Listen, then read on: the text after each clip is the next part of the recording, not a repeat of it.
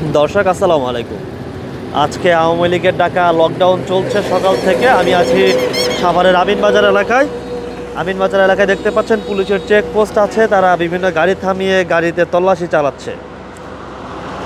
এখানে বেশ কয়েকজন পুলিশ সদস্য আছেন। গতকালকে থেকে চেকপোস্ট চলছে আমিনবাজারে প্রবেশের আগ মুহূর্তে, অর্থাৎ ঢাকা রিচা মহাসড়কে থেকে ঢাকায় প্রবেশের আগ মুহূর্তে এই চেকপোস্ট।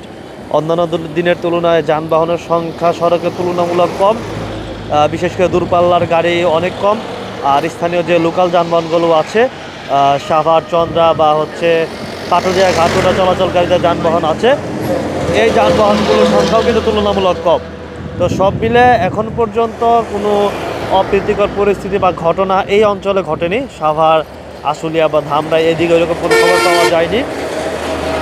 রাস্তাঘাটে এখনও পর্যন্ত সবাই নিরাপদে চলাচল করতে পারছে। যারা এখনও পর্যন্ত আতঙ্কে আছে বা ঘর থেকে বের হবে কি হবে না এরকম একটা চিন্তায় আছে, তারা বের হতে পারে সড়কে নিরাপদে এখনও পর্যন্ত। কারণ সড়কের মোড়ে মোড়ে এরকম পুলিশের অবস্থান আছে, পুলিশ সদস্যের দায়িত্ব পালন করছে। যে কোনো গাড়িকে যদি কখনো সন্দেহ হয় সেক্ষেত্রে কিন্তু তারা সন্দেহভাজন গাড়িগুলোকে থামিয়ে তল্লাশি করছে, তারপরেই গাড়ি ছেড়ে দিচ্ছে।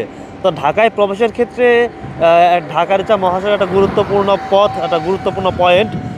দেশের উত্তরাঞ্চল এবং দক্ষিণ পশ্চিমাঞ্চলের যে গাড়িগুলো আছে এই মহাসড়ক ব্যবহার করে ঢাকায় প্রবেশ করে। ফলে এখানে একটা সবসময় আইনশৃঙ্খলা বাহিনীর দায়িত্বে যারা থাকেন তারা সবসময় সতর্ক থাকেন, যে কোনো অপ্রীতিকর ঘটনা এড়াতে তারা সতর্ক থাকেন। আজকেও তেমনটা আছে। ফলে এখনও পর্যন্ত সড়কে খুব একটা